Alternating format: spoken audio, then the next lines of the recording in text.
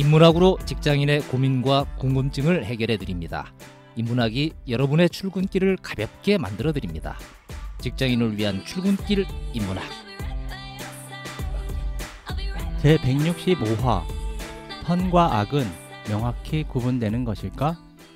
안녕하세요. 어쩌다 철학자 이호건입니다. 안녕하세요. 어설픈 자유인 장춘수입니다. 안녕하세요. 인천 작두 강동구입니다. 네, 반갑습니다. 반갑습니다. 이번엔 진짜 오랜만에. 오랜만에 뵙는 것 같아요. 네. 더위에 잘 지내시죠? 네. 그쪽 동네 코로나는 네. 뭐 무사하고 그런 것 같아요. 그렇죠? 예, 네. 알겠습니다. 이런 식으로 다른 사람들한테 이렇게 배척받는 것도 처음인 것 같아요.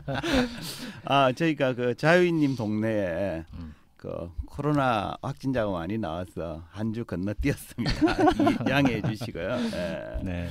요새는 모든 핑계가 예. 코로나로 그냥 다 통일이 돼가지고. 그렇죠. 네. 핑계 대기 좋지. 그래서 이게 약간 이런 생각이 들더라고요. 막상 되게 가까이에서 그런 일이 벌어지니까 사실 누구의 잘못도 아니고 뭐 다들 이런 건데 왠지 나도 미안해지고 마치 오늘의 주제처럼 악의 축이 된 것 같은 사실은 무관한 건데도 그런 생각이 약간 들더라고요. 예, 네. 그죠. 근데 뭐 그렇다면 오늘 주제를 들어보시면 좋을 것 같아요. 오늘 주제가 선과 악은 명확히 구분되는 것일까라는 주제입니다. 두 분은 지금까지 살면서 야, 저 사람은 내가 알고 있는 최고의 악인이다, 악당이다. 누가 있을까요? 전두환. 전두환. 그렇게. 자유님은 어떻게 보세요? 저도 사실 딱 이거 들었을 때 떠올랐던 게 우리나라 역대 대통령들이 대부분 그렇지 않나요? 이승만부터 시작해가지고 대부분 다 대표적인 악인 중에 하나인 것 같고 최근에는 제가 가장 좀 분노하는 대상은 누구냐면 아동학대하는 사람들. 뭐 지 자식이건 남의 자식이건 아동학대 수준이 너무 가학적이고 이래서 그죠? 우리 또라이 불변의 법칙인가? 뭐 이런 얘기 있잖아요. 네. 내 주변에 또라이가 잘 안 보여. 그러면 지가 또라이라고. 그럴 수 있죠. 제가 악인인 것 같기도 하고. 그러네요, 그죠? 근데 이런 질문해 볼게요. 예를 들면 일상에서 선과 악은 명확히 구분되는 것일까? 뭐 가령 이런 경험이 있습니까? 내가 평소에 되게 선한 사람이라고 생각했는데 알고 보니까 악인이다더라. 그나 또는 그 반대로 저 사람 되게 그 나쁜 놈 같은데 알고 보니까 되게 착한 놈이더라. 뭐 이런 경우 경험해 보신 적이 있으세요? 일상에서 선악을 구분하기가 썩 쉽지는 않은데 네.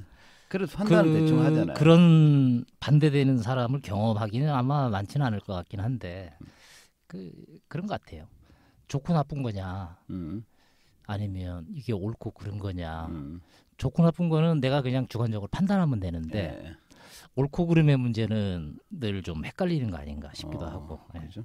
이런 경우 있잖아요. 직장에서 보면 사람들 대할 때 막 되게 착하고 뭐 그죠, 또는 뭐 여직원들한테 잘해주고 이런데 집에 가면 와이프를 패. 이런 인간들도 간혹 있잖아요. 그러니까 그런 사람을 양의 탈을 쓴 늑대가 사실은 많죠. 주변에서 만나기는 쉽지는 않을 텐데 어쨌든 뭐 그냥 그런 것 같아요. 그냥 우리가 만나는 사람들은 대부분은 선하기도 하고 악하기도 하고 다 양면성이 있고 그죠? 있는 것 같아요. 되게 착해 보이는데 알고 보니까 아주 나쁜 놈이야. 이건 직장 생활하면서 무지 경험 많이 할걸요. 사람들. 저도 옛날에 그 대기업을 다니다가 이름 누군지 대충 알겠다. 대기업을 다니다가 직장을 옮겼어. 거기 있는 CEO가 되게 괜찮은 사람인 줄 알았거든. 안에 들어가 보니까 좀 용이 이상하더라고요, 사람이. 그래서 되게 실망을 하고 금방 관뒀지. 어쨌든 그런 일들이 생기는 거죠. 어쨌든 좋습니다. 그래서 오늘은 살면서 선과 악은 명확히 구분이 되는 것인지 선악에 대한 인문학적 얘기를 좀 해볼까 합니다. 해서 오늘 주제는 사자성어로 권선징악이라고 얘기를 해도 되겠습니다. 권선징악은 춘추좌시전의 징악이 권선이라는 말에서 유래한 건데요. 선한 행위는 권하고 악한 행위는 징벌해야 한다라는 뜻입니다. 공자가 춘추에서 권선징악을 강조하면서 이후에 우리나라 고전 소설에서도 권선징악을 교훈으로 전하는 경우가 굉장히 많아졌죠. 뭐 읽어봤는지 모르겠지만 장화홍련전이라든지 그죠? 흥부전 이런 것도 착한 주인공은 행복한 결말을 맞지만 좀 악한 사람은 벌 받는다 이런 내용이잖아요, 그죠?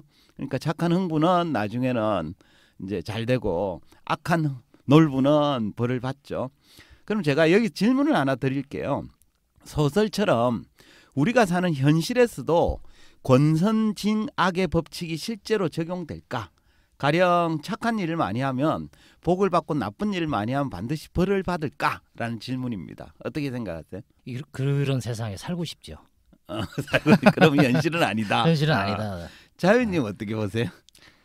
그렇게 느껴지는 게 이제 일반적이긴 한데 약간 시간을 좀 길게 보면 언젠가는 대표적으로 감옥에 계신 분들도 그렇고 지금 그 전 대통령들 그래서 안 될 줄 알았는데 결국엔 가시더라고요. 그래서 뭐 이렇게 되는 건가 이런 생각이 살짝 드는 경우도 있더라고요. 있죠. 이 정치 권력인 경우에 그런 상황일 수 있지만 경제 권력은 절대 안 그래. 뭐 그럴 수도 있죠, 그죠? 그리고 그 시간을 길게가 뭐 신의 관점에서 한 1000년쯤 되면 그럴 수도 있을 것 같은데 우리가 이제 각자의 인생만 사는 거니까 그죠? 그 인생 기간 동안에는 그런 것들이 벌어지지 않는 경우도 많이 있는 것 같긴 합니다. 현실에서 권선징악 할 수 있는 게 법밖에 없잖아요. 근데 이 법이라고 하는 게 유전무죄 뭐 이런 일들이 뭐 현실에서 많이 벌어지고 그러니까 막 답답하고 응징하고 싶고 이런 마음들이 사실은 되게 많죠. 물론 뭐 이건 사람마다 판단이 다르겠지만 소설과 달리 현실에서 권선징악의 법칙이 적용된다라고 말하기에는 예외가 너무 많은 것 같습니다. 그러니까 주변에는 나쁜 일은 절대 하지 않고 착하게만 사는 사람도 힘겹게 사는 경우도 있고 나쁜 일 밥 먹듯이 하는 사람도 천벌은커녕 떵떵거리며 잘 사는 경우도 있거든요. 흔히 나쁜 짓을 많이 하면 반드시 천벌을 받는다라고 말은 하지만 실제 그렇게 되는지는 검증된 바가 없습니다. 근데 왜 현실에서는 권선징악의 원리가 실제로 적용되지 않는 것일까요? 악한 사람이 너무 가진 게 많아서. 뭐 악한 권력자 뭐 그럴 수도 있죠, 그죠? 뭐 여러 가지가 있겠지만 현실에서 권선징악의 원리가 적용되지 않는 가장 큰 이유는 선과 악의 구분이 명확하지 않기 때문이지 않을까 싶은데요. 독일 철학자 칸트가 이런 얘기했죠. 생각하면 할수록 경탄과 경외심을 주는 것이 내 마음속의 도덕법칙이라고 얘기하면서 도덕법칙이 되게 분명한 것처럼 말했지만 저 같은 보통 사람들에게는 선과 악의 기준이 되는 도덕법칙은 그다지 명확하지 않습니다. 현실에서는 선악에 대한 구체적인 판단 기준이 시대와 지역에 따라 다른 경우가 많거든요. 가령 예전에 아들, 딸 구별 말고 둘만 낳아 잘 기르자라고 외쳤던 60, 70년대만 하더라도 자녀를 많이 낳는 행위는 국가의 인구 정책에 반하는 나쁜 행동이었죠. 하지만 지금은 오히려 그 반대가 되었잖아요, 그죠? 요즘은 아이를 많이 낳는 사람일수록 더 애국자다 이렇게 말하기도 하잖아요. 그렇지 않습니까? 네, 그런 것 같아요. 이게 뭐 종교, 지역, 국가, 문화 이런 거에 따라 차이도 나는데 그거야 뭐 좀 당연하다라고 할 수 있는데 시대에 따라서 같은 데서 같은 그쵸, 민족이 사는데 시대에 따라서도 달라진다면 그렇죠. 되게 좀 애매한 것 같긴 해요. 예, 맞습니다. 우리는 알게 모르게 권선징악의 원리가 세상을 지배하기 때문에 성공은 선의 결과고 실패는 악의 결과라고 생각하는 경향이 있는데 이건 좀 잘못된 판단 같아요. 세상에는 절대적인 선과 절대적인 악은 존재하지 않기 때문입니다. 한학자이자 시인인 김달진 선생이 법구경을 옮기면서 이런 얘기를 했어요. 한번 들어보세요. 선이 선인 까닭은 승리의 결과가 아니다. 그러므로 패배 속에도 선은 있을 수 있다. 악이 악인 까닭은 패배의 결과가 아니다. 그러므로 승리 속에도 악은 있을 수 있다. 승리 속에도 악이 있을 수 있으며 실패 속에도 선이 존재할 수 있다라는 뜻입니다. 가령 선거에서 당선된 후보자는 당사자가 선하기 때문에 승리한 게 아닙니다. 반대로 낙선한 후보자가 악하기 때문에 떨어진 것도 아니죠. 그러니까 선거 결과가 후보자의 선과 악 뭐 이런 것들을 증명하는 건 아닙니다. 그래서 뭐 정의가 승리했네 이런 얘기는 사실 말이 안 되는 거죠. 그렇지 않습니까? 네. 어차피 뭐 선거 결과는 뭐 선악의 기준으로 평가되는 건 아니니까요. 근데 이제 그런 얘기를 하는 사람들 네. 있잖아요, 그죠? 그렇죠. 지금같이 다원주의 시대를 살고 있는 현대인들은 과거에 비해 선악이 불분명한 시대를 살고 있어요. 하지만 그럼에도 선악에 대한 논쟁은 끊이질 않습니다. 요즘은 뉴스를 보면 마치 한 편의 전쟁 영화를 보는 것 같잖아요. 모두가 아군 적군으로 나뉘어서 교전을 벌이는 장면이 너무 많습니다. 뭐 대표적으로 진보와 보수가 싸우고, 그죠? 또 눈에 보이진 않지만 가진 자와 못 가진 자가 싸우고 있습니다. 아파트 여러 채 가진 자와 적게 가진 자, 그죠? 무주택자가 싸우고 있죠. 또 미국과 중국이 싸우고 있고 한국과 일본이 싸웁니다. 하지만 이러한 상황은 상당히 애매한 장면이기도 합니다. 모두가 자기는 선이고 상대는 악이라고 외치고 있잖아요, 그죠? 하지만 실상 누구만이 옳은지는 명쾌하게 판단하기 되게 어렵습니다. 예컨대 지금 중국과 미국이 한참 무역 전쟁을 벌이고 있잖아요, 그죠? 이때 어느 쪽이 선이고 어느 쪽이 악인지 명확히 구분할 수 있나요? 우리 입장에서는 둘 다 별로인 것 같아요. 그놈이 그놈이기는 한데 워낙 트럼프가 세게 나가서 이상한 짓 많이 하니까 왠지 트럼프가 좀 미워지는 건 사실이에요. 쟤만 입 다물고 있었어도 뭐 이런 생각이 드는 그쵸? 경우가 많죠. 네. 더 찡개진 아닙니까, 솔직히, 그죠? 각 입장에 따라서 예, 그렇죠. 예. 세상사는 대체로 선과 악의 범주로 구분되지 않습니다. 모든 것에는 양면성이 있기 때문인데요. 사회학자인 지그문트 바우만과 철학자인 돈 스키스가 함께 쓴 책 중에 도덕적 불감증이란 책이 있는데 그들은 그 책에서 이렇게 주장합니다. 약간 긴데 한번 잘 들어보세요. 모든 것에 양면성이 스며들어 있다.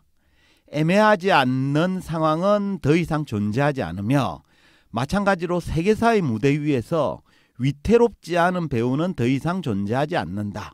이런 세계를 선과 악의 범주로 해석하려는 시도, 사회 정치적 흑백 논리, 이원론적 분리 등은 오늘날 불가능할 뿐만 아니라 귀괴한 것이다. 그러니까 그들은 요즘 시대의 세계를 선과 악의 범주로 해석하는 건 불가능할 뿐만 아니라 기괴한 일이라는 입장이죠. 심지어 그들은 사람들이 일상생활, 사생활에서 마주친 악을 알아볼 수 있을까라고 질문을 하면서 사생활에서 악을 알아차리지 못한다라고 단언을 했습니다. 사람들은 왜 눈앞에 악인이 있어도 그것이 악인인지 알아차리지 못할까요? 이래서 예. 사기가 형성이 되는 것이죠. 그러니까 난 이런 거에 너무 잘 당해요. 그렇죠.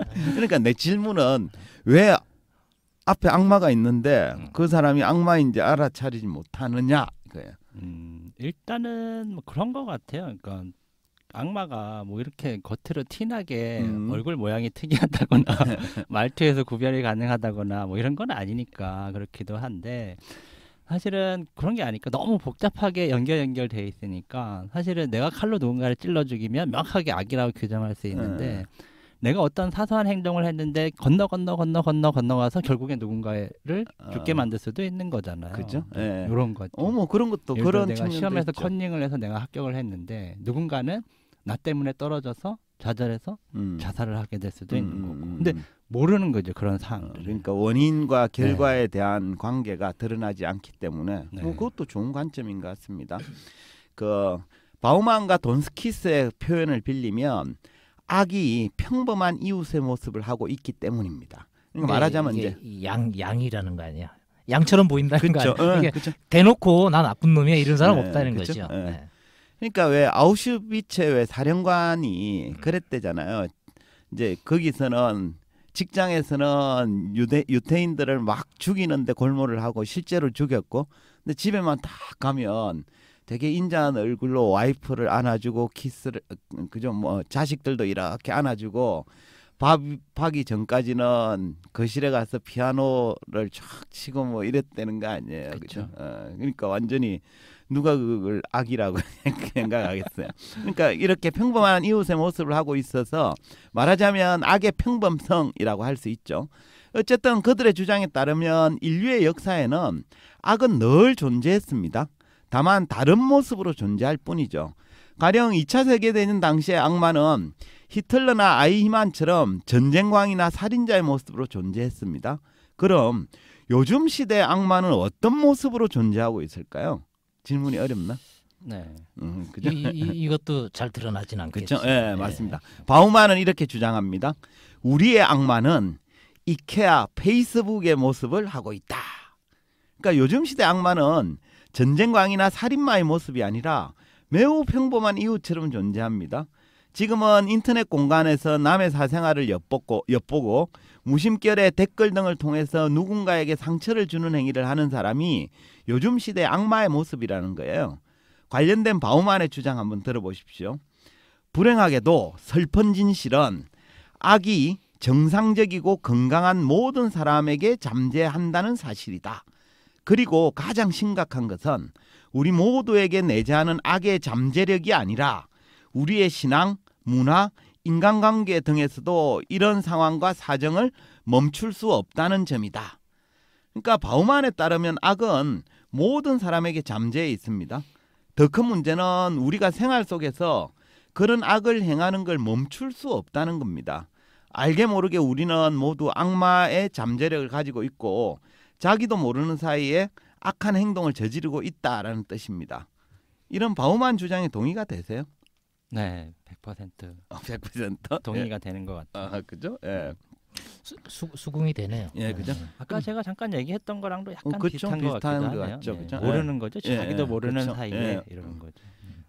딱히 모르지 않지도 않은데 그런 일들을 그냥 무감각하게 하는 거죠. 그래서 도덕적 불감증이라고 얘기를 하는 거예요. 결국 오늘날의 악마는 평범한 모습을 하고서는 인터넷이나 모바일 공간에서 활동을 합니다. 이들은 남의 사생활을 엿보고 무심결에 타인을 비방하고 상처를 주기도 하죠. 근데 이들이 특히 문제가 되는 건 뭐냐면 세상을 선과 악의 범주로만 구분할 때입니다. 이들은 자기 기준에서 반대편에 있는 사람은 모조리 악인으로 규정하고 마치 마녀사냥하듯이 달려들어서 헐뜯고 상처를 입히잖아요. 요즘 그 정치적 색깔을 드러내는 유튜브들 보면 그렇죠, 그죠? 근데 한번 생각해 보시죠. 타인의 잘잘못에 대해서 악이라면서 물어뜯기를 일삼는 사람은 정작 본인에게는 아무런 흠결이 없을까요? 그렇진 않겠죠. 그죠?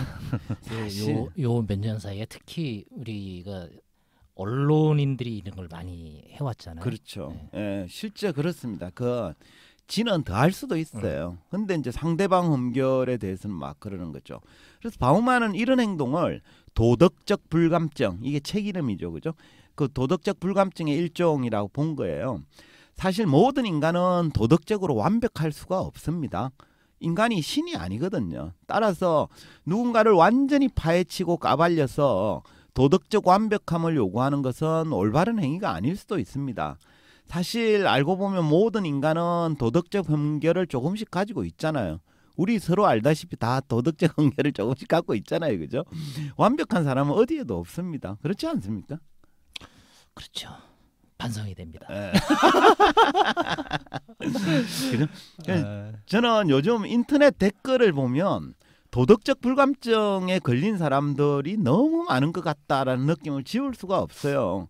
자기도 도덕적으로 별로 완벽하지도 않으면서 타인의 사소한 흠결에 물고 늘어지는 자들이 너무너무 많습니다. 이건 기자들도 그렇고요. 정치인도 그렇습니다.